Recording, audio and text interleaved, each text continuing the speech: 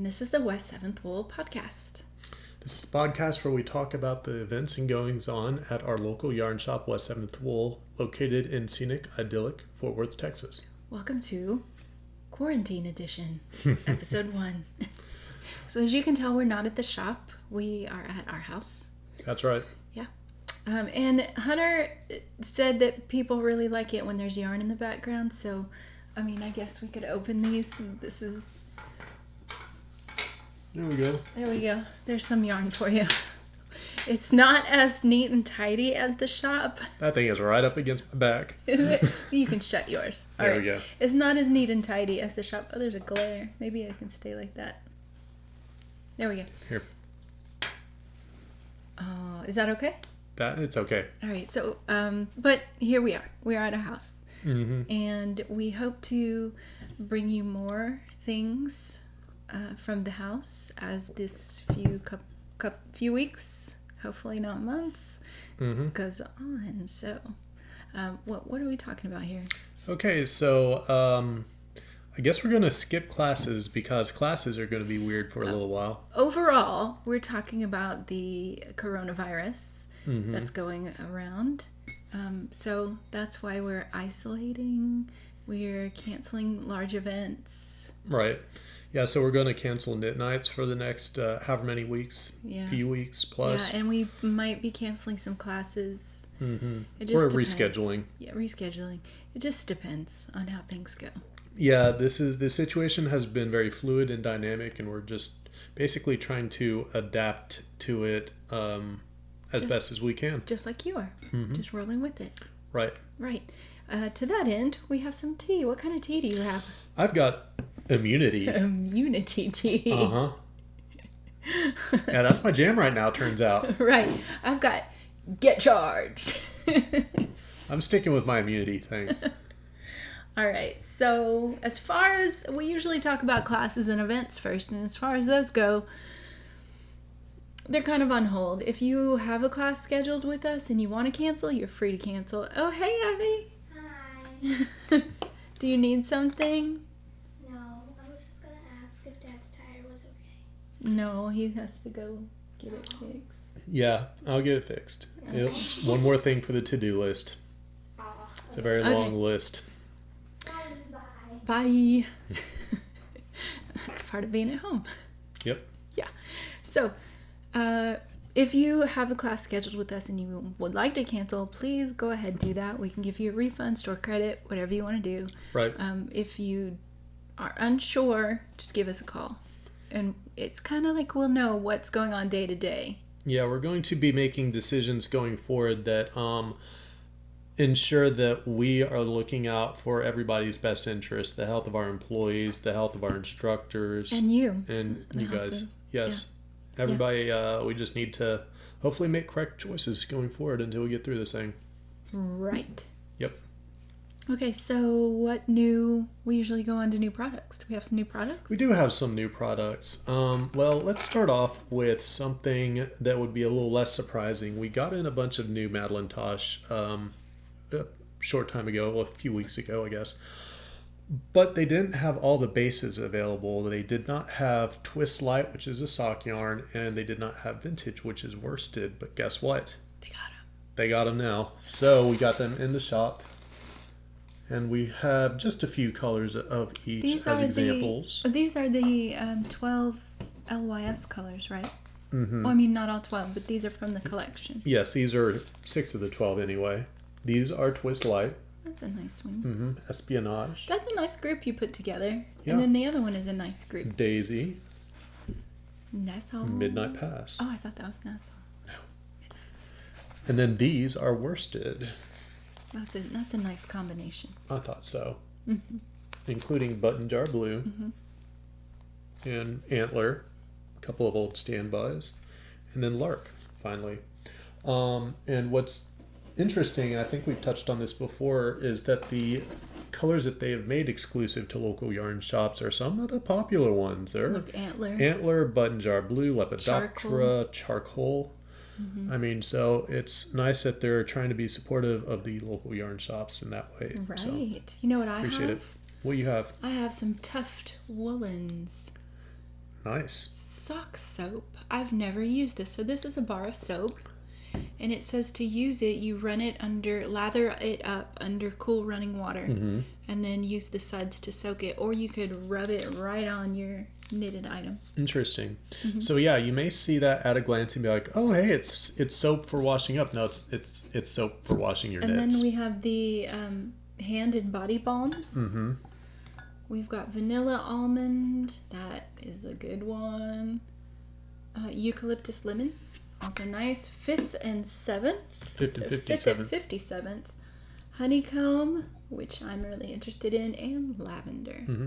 Now, the important thing to note about these hand balms is that they are lanolin based. So when folks have a wool allergy, usually it's a reaction to the lanolin. So that is something to be mindful. Right. Okay. Does this one, does the bar soap have, You know, is lanolin too?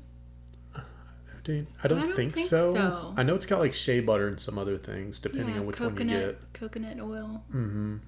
lanolin. No, it does. It does have lanolin. Oh, it does? Right there. I see it right there. Yeah, it's lower down on the list of ingredients, so it's not. At least it's not as heavy as it's the other one, but it is in there. We also have new mugs by Leaping Lamb. Look at those cute little lambs. Trish makes those. They're very detailed. And they have her little signature on the bottom. Those are available in the shop. And we also have the new Vogue magazine. Mm-hmm. And these are some interesting books. This has been very popular lately. Inventive weaving on the little loom. So if you have a small rigid heddle, we have the Ashford samplets. You might have a cricket. You might have a chat. So it's got a lot of neat ideas and patterns for little looms. I think we've only got a few copies left of that book. Oh my in gosh, stock. look. It's Jasmine. Nice. Did you know that was there? I did. You did. We saw You that saw the it. other day. How fun. Mm-hmm. I Yeah, love so she Jasmine. can join the exclusive model club that I'm in. She comes in at night every once in a while. You might have met her. Who? Jasmine. Of course I've met her. I'm talking about Oh. them.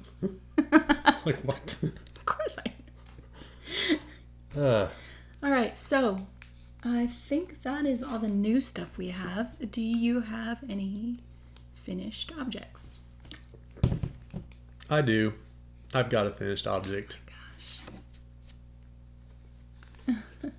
I've got the cyborg cow. Tell me more. Can it fit over your head? I don't know. I guess I'll try. Oh, You try to fit over your head, maybe. I've got lipstick on Oh, yeah. and glasses. Oh, you did it! He did it. He did it. Yeah, I think it's for maybe size for someone with not such a All big that. round neck. Well, all that Though, I mean, if it's okay, it would I be guess. nice under a coat. Mm-hmm. Yeah. Yeah, it's very, very warm already. Is it already warm? Yeah, it is. Yeah. Mm-hmm. Tell me about the construction of that. That just looks really nice. Mm-hmm. It is. Okay, so it's a herringbone stitch, and it's knit, flattened, and seamed at the very end. Mm-hmm. So you do the herringbone stitch, and you do it for about 3.5 inches, and then that's when you get into the bandana type part, and you just do your stitch pattern and your decreases, and yeah, you end it at the bottom. Mm. I think there were like 3 stitches at the end, so it was like a very, very quick bind off. I think you should show a close-up of the seam that you did because it looks really nice. I can do that. This is it right there. Mm-hmm. You see it? I can. Okay. Yeah, so I tried a few different ways and techniques of seaming it because I didn't like what I did. I did kind of a whip stitch to begin with, and it was like not great. Was there very one obvious. recommended in the pattern? No, it did not. And It didn't I recommend specifically looked because, I couldn't figure out a solid one to do. I tried to do a mattress stitch, but that didn't work either because mattress works, at least the way I know how to do it, with stockinette. And you use the bars in between. Mm-hmm. But herringbone did not have those bars the same way. So that was problematic. So I gave up on mattress stitch And finally, I just essentially did like a duplicate stitch seaming, where I matched up stitches where they look like a V. Mm-hmm. I just did a duplicate stitch and seamed it together that way. And it turned out okay. It looks pretty good. So that's what I did. Very nice. How about you? Do you have any finished objects? I don't think I do. I've been doing a lot of traveling the past couple of weeks, so no, I don't. Do I? I can't think that I do. Good job. Mm-hmm. You know, when you travel, you pack like, okay, if you're me, you pack like 5 Projects? Yeah. I didn't work on, I mean, I worked on a lot of them, but I didn't finish any one of them, no. Okay, so what do you have works in progress? How much time do we have? Not a lot. All right, okay. I'll start with mending March mending. And I kind of got away from this as we were going, but I was working on mending or reinforcing some of your socks. Appreciate it. Here. So you can see this one is starting to wear right there. I think we talked about this last time. We did. We talked about that. Here is a part of the repair that I'm doing. I'm just going along and basically just duplicate stitching along where the weak parts are. You could darn or weave, make a patch over, but I think this might feel better on the ball of your foot. I think the duplicate stitching might feel better than a weave. I think the theme of today's podcast is duplicate stitch. Duplicate stitch. Mm-hmm. Maybe you could recommend a video, or maybe we could make a video later Maybe so. on duplicate stitch. Appreciate your efforts on my socks. Yeah, there are a lot more socks to go, but there's that.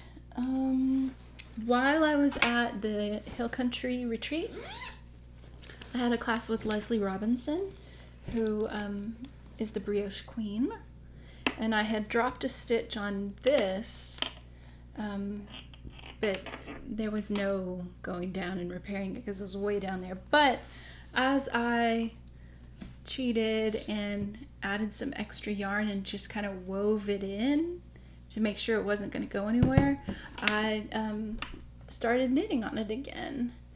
And I was distracted there, and I did drop some stitches, and I was able to drop down and pick them back up, or I did some wrong stitches. And I was able to repair them thanks to the things I learned in Leslie's class. So this is the Carissa Browning Unicornucopia that she did.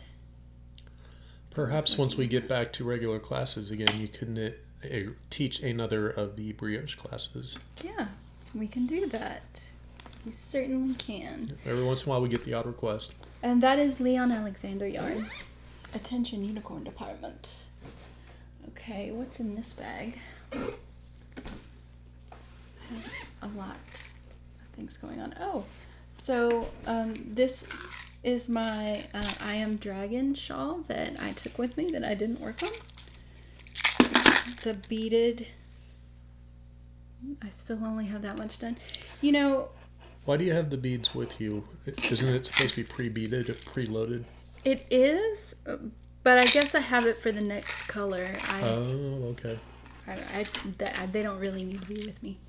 And then I also was working on I think it's called Shifty. It's not the night shift because that's the really big Andrea Mowry one. This is the smaller version. Also a seamed cowl. So maybe I'll ask you for help on that. So this was one of these Noro Tabi balls, which look very similar to the Noro Ito ball. This is its big brother. Little brother, big brother. Worsted Aran weight, DK weight. Yep. So I had one of those, and I was doing maybe a vest with it or something, and then one of my cats got a hold of it, and I had to re-roll it, and I thought, well, I'm just going to re-roll it into 2 balls. I can alternate the same ball of Noro Tabi, and I'm getting these different color variations just out of the one ball. Interesting. Yeah, and I have another ball of that at the shop, but I don't know if I'll even need it because it's a lot of yardage. 150 grams. Those are 410 yards. Love the way you just 437. know that off the top of your head. 437 for the Ito. Nice. Yep. Then I did the swatch and wound up some yarn for the V-neck sweater. I think it's by Jessa May. And so this is my swatch, and I thought I'd work on that, but it didn't happen. I thought I'd at least cast on for it, but it didn't happen. So this is some Twist Light and Madeline Tosh Impression held together at the bottom, and then separately, or the mohair separate at the top, because what the V-neck is, it's a V-neck sweater where it's basically like that. And I kind of wanted to see what the sheerness would look like, because you have a sheer V with just the mohair right there. Mm-hmm. So that's why I did the swatch like that. Cool. And believe it or not, I got gauge. How about that? And I put a tag. Did I put? Yes. I put a tag on it so I would remember what size needle. So there we go. That's waiting. There's more. Do you want to talk about what you're working on? While I dig out the others? They don't care what I'm working on. It's not big deal. They don't? Fine.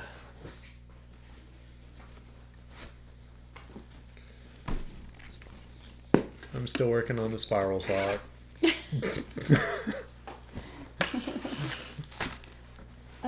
I also started a crochet t-shirt. It is called, I forgot what it was called, but Hunter will drop in the name right here because my phone's across the room. Mm-hmm. But it's a single crochet crop with a butterfly or moth on the front.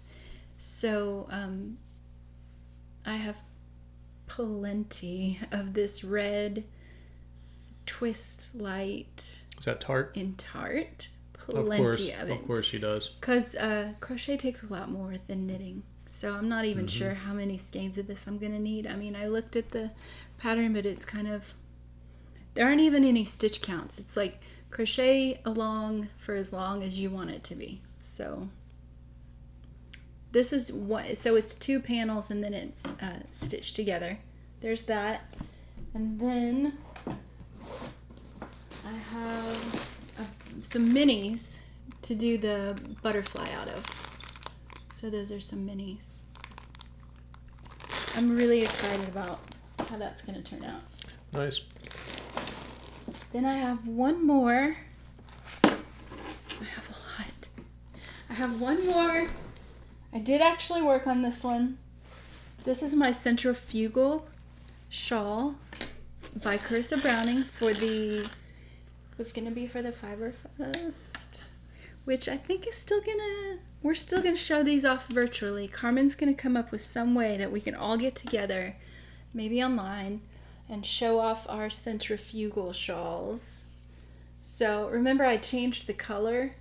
It was going to be like a gold color, and I changed it to this orange, but I ran out of orange. And I need a bit more. And this is all I have left, and it's not going to cover it. And I thought maybe I had a mini that I could use. I have this one, but I don't really like...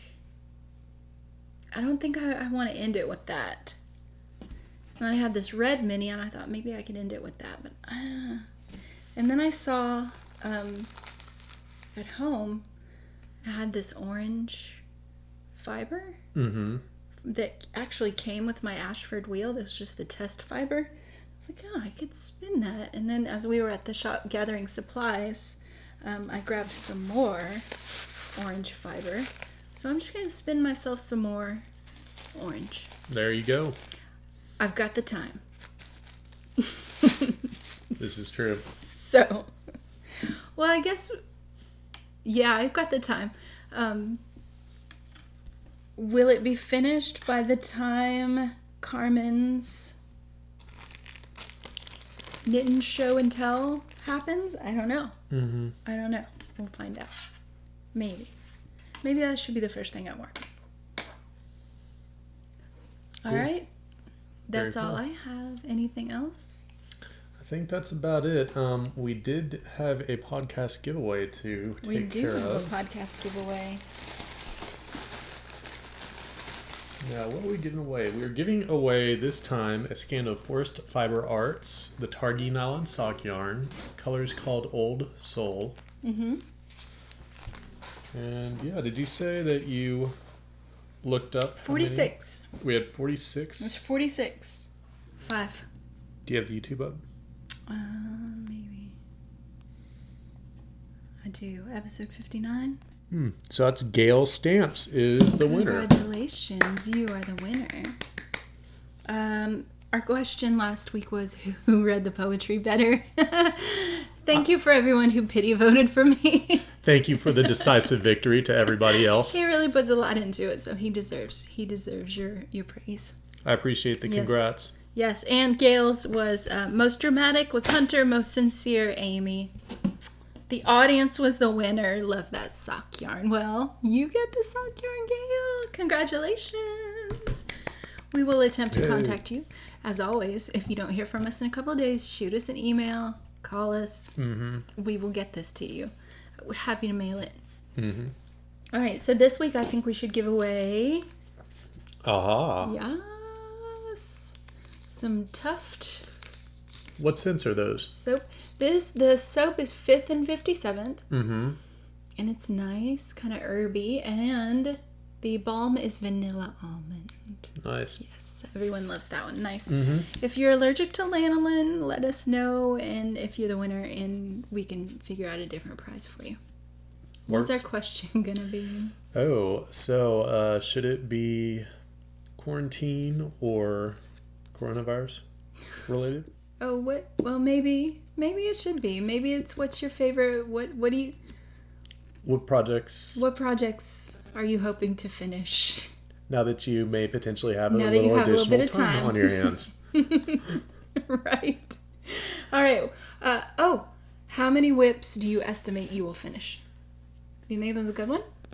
Yeah, maybe. How many whips do you estimate you will finish? Not nearly enough. How about you? I hope to finish at least 3. I think I'm close to finish on that one centrifugal. Kind of just at the start of the others, but right. Crochet's pretty fast, so I think I'm going to put myself down for 3. Nice. All right. What about you? Who, me? No, you.